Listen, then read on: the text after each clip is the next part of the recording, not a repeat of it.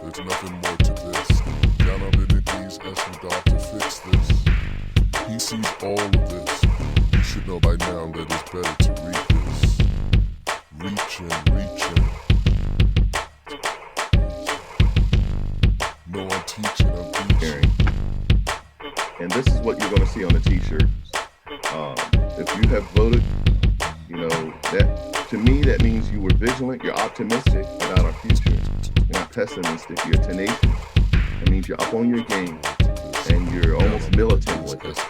You're educated. That means I'm staying informed. And I'm not walking around not knowing who to vote for and why I'm voting and why the decisions were made. You should know that. And of course, being determined. That means I'm not going to stop. For our life, our freedom, and acceptance. And right. And we define what the civil unrest is, was disorder, also known as civil disturbance. This is some of what we're seeing now. All right, and cause and effect. See, this was really big. The human psychology and the principles of causation, and that's why things happen. And one of the things, IJNA, I was sharing was, if you see like the cause that I use in this, the principles of causation is a big discussion. There's a whole psychological framework for that. But I've zoomed in on these things here. A cause being ignorance, disinterest, avoidance, miseducation, and silence. And we all know what Martin Luther King said about silence.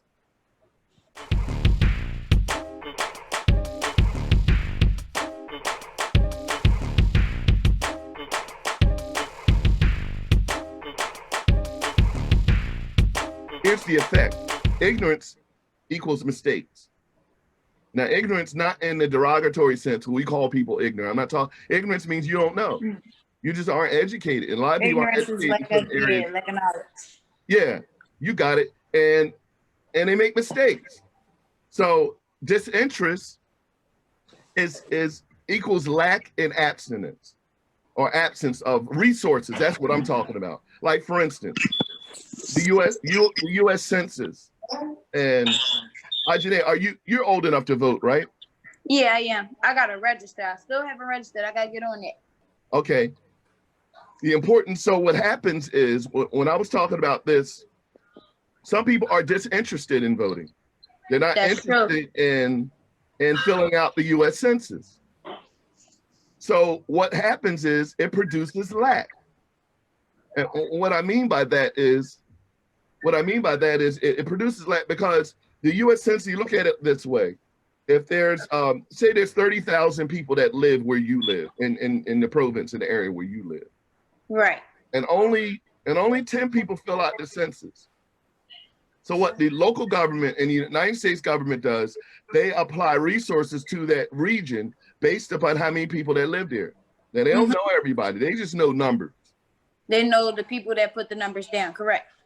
That's it, IJNA. So if only 10,000 of the 30,000, are accounted for. So when it's time to put schools in that area, and when it's time to put, computers in that school and the teachers and to do all of that, they're only taking into account 10,000 people, because 20,000 people didn't say anything.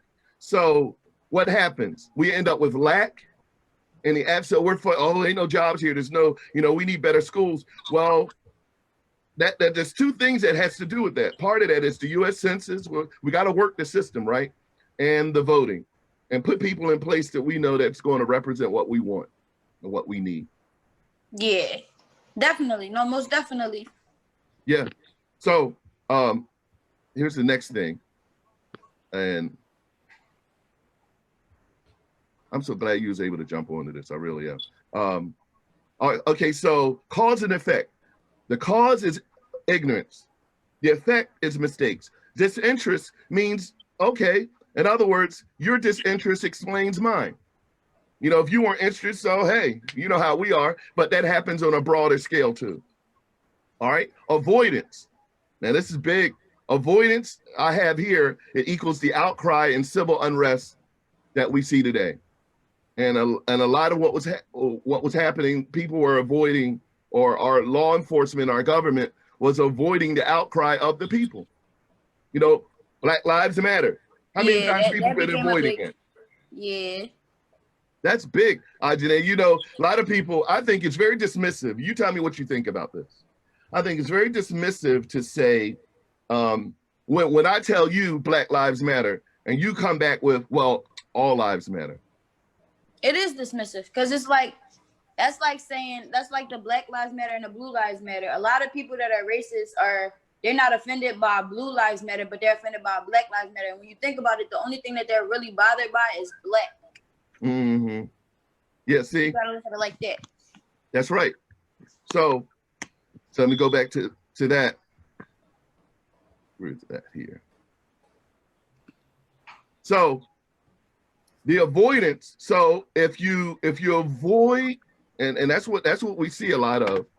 If our government, if they avoid the outcry, they avoid Black Lives Matter, they avoid police brutality, they avoid the racism, and keep sweeping it under the carpet, and say, oh well, you know, that was hundreds of years ago. Get over it. Okay, avoidance. Now you have an outcry. Just do the math. You have civil unrest. Okay, so go to the next one. Miseducation. Now, you know this. Racism is taught. Mm-hmm. You're not born being racist. That's right. So so miseducation is interesting. Within it, there is education, but it's the wrong education. Do you know who missing pieces? You could say, instead of the wrong education, you could say like it's missing pieces. Like they teach us certain things, but they don't teach us everything. Right. Do you know who Dr. Jane Elliott is? I'm not aware who that is. No. Janae, you would do it. You should check her out. She's an older white woman, and she's famous for the brown-eyed and blue-eyed, how can you say it? Brown-eyed, blue-eyed illustration that she did in her classroom in the 60s. This is what she did. I won't go through the whole thing, but it's a good video to see. As soon as Martin Luther King was assassinated, mm-hmm. she was a white woman, but she was about the struggle. She was on, the injustice. She was about, abolishing that. But when Martin Luther King died, she said that hurt her so much to the core. The next day she went to her classroom. She made up her mind, I'm going to teach on racism. Because she wasn't even doing that. So what she did, she took all the white kids in her class and separated them by the color of their eyes. Those that were brown-eyed on one side of the room and those who had blue eyes on the other side of the room. And she put a stigma on them like they did with us as a people. She said all the blue-eyed children are slower.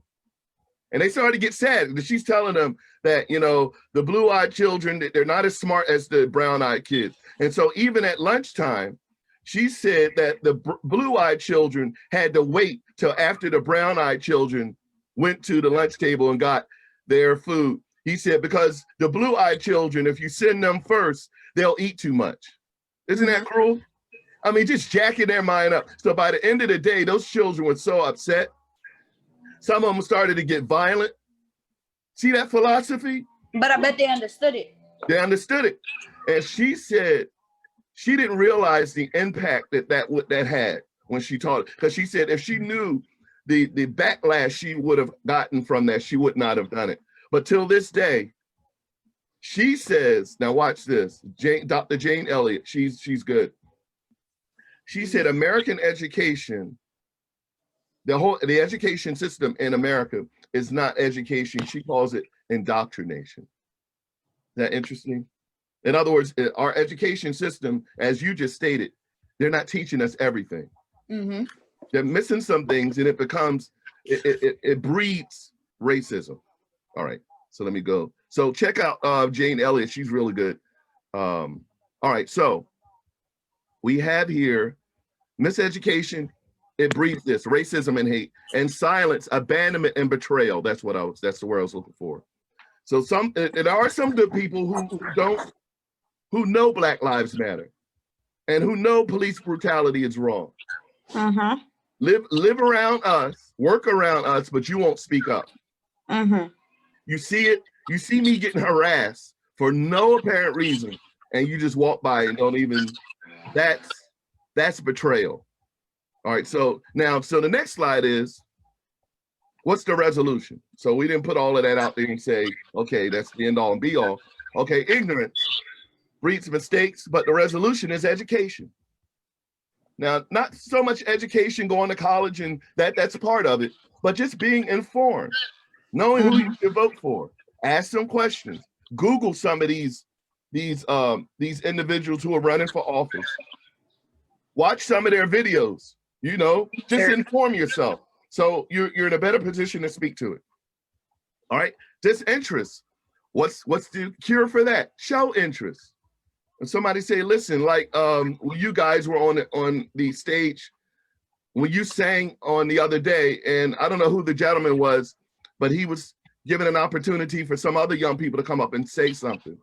And I know it's kind of putting them on the spot, and some people, I won't necessarily use that as an example, but there's more broader examples where opportunities are presented and you don't show any interest. Yeah, that's correct though. That's true. Like a lot of, I noticed when I called them to the front, a lot of people didn't want to come to the front, like they weren't interested in coming to the front. Yeah, I remember that. the fine young men were in the back. They looked like if you put them up at the mic, they had something to say. And you know them better than I do, but they looked like they were well put together. You know, my perception of those young men that came up, they came up to the gate, you know, they looked like if they were up there with you, and if you had put the mic to them, they would have something concrete to say out of their mouth. And so that's, but we gotta show the interest. All right, so go back to it. This is good. I'm actually going through it.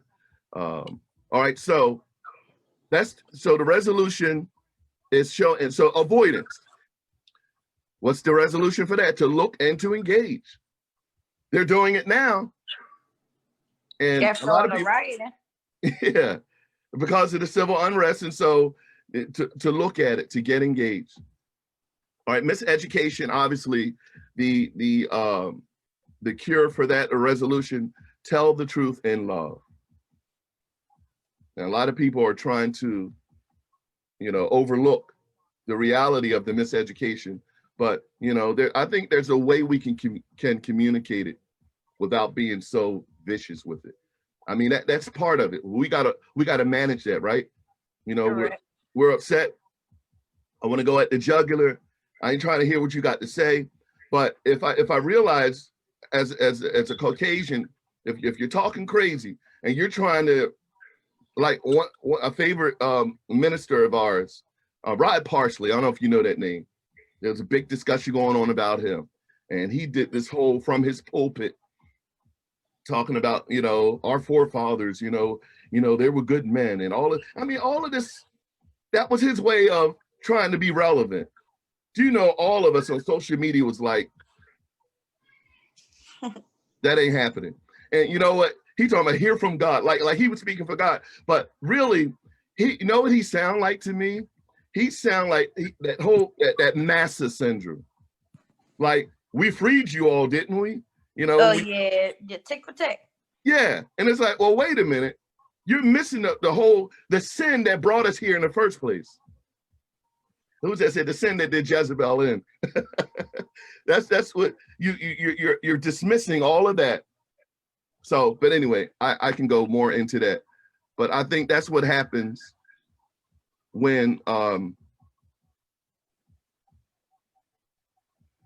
we are miseducated. So to approach him, like I said, I think we could communicate things better by telling the truth in love. Like some of the ones who are going before Congress, my prayer has always been that now that we got the attention, like Councilman was saying to us on Monday, I think it was. It was Monday. Was it Monday? Yeah. Okay. He said we got their attention. So now we have to have cool minds to communicate this. You know, when you think about it, Martin Luther King, you know, he wasn't using profanity and going through a bunch of, yes, he was upset. That doesn't mean he had the same energy. Even Malcolm X, for crying out loud. When he spoke, I love his videos. Some of the footages of, he used English. Yeah. All right. And we got to do the same thing. We can't, you know, we got to kind of pipe down and be ready to talk. That's what I'm saying. To articulate and to educate. In some instance, believe it or not, you know, you'd be surprised, or we would be surprised. And tell me what you think about this. That some you wouldn't think you needed to educate, but you do. Yeah, no, I actually really agree with that, because there's a lot of people, like, for example, like, I'm just going to use the people that I called to the front. Like, they're more so silence instead of education, but like, as they were quiet and I called them to the front, if, like you said, I put the microphone to them, they would have had a lot to say. Yeah. And it's like, you could teach them to be more outspoken, as opposed to them just thinking, oh, I'm here and I'm listening, so everybody thinks that I'm educated on what we're talking about. Yep. And I think, especially our white brothers and sisters, some of them are trying, even in Congress, are trying their best to get with it now. And I get that. And I don't think we should tease them, you know, in their efforts, because sometimes their efforts are still a little bit lacking some history. Like, for instance, when you saw Nancy Pelosi and some of the House representatives, they had the what was it, the scarf, the African, forget the name of it, the kente cloth across their necks, and they were bowing down with one knee like we were doing in solidarity. But there's a lot of people on social media that were teasing them, talking about, oh, you know, that's too far, or almost just making fun of them. And I was kind of taken by that. I was like, I don't think we should tease them. I mean, these are serious folks, and if they're willing to put an African garb around their neck, even for a moment, to get on their knee in the Congress Hall in solidarity to Black Lives Matter, let's use that. Don't blow them out of the water. Oh, y'all, you know, don't do that. Don't do that. Embrace that, and then help them understand what they should be doing next. Yeah, I mean, we could definitely use it. Like, the more people that's standing up for Black Lives Matter, it could be more relevant. That's it. You said it right there. Okay, so I'm gonna finish this out. All right, so tell the truth in love, and then silence. The answer to resolution to silence is to speak up for what's right, and what's moral and what's honest. So, and we see a lot of people doing that now, and I celebrate that. I just think, or I know they need help. We can't leave our white brothers and sisters alone as they are trying their best to speak up, because some of them, they've been so far removed from even speaking to this. They don't, you know, they can easily miss a whole lot of the story without our assistance, because we live it and have lived it. And so if you listen to us, there's a lot of Black leaders, it's good for them to sit down and have the discussion.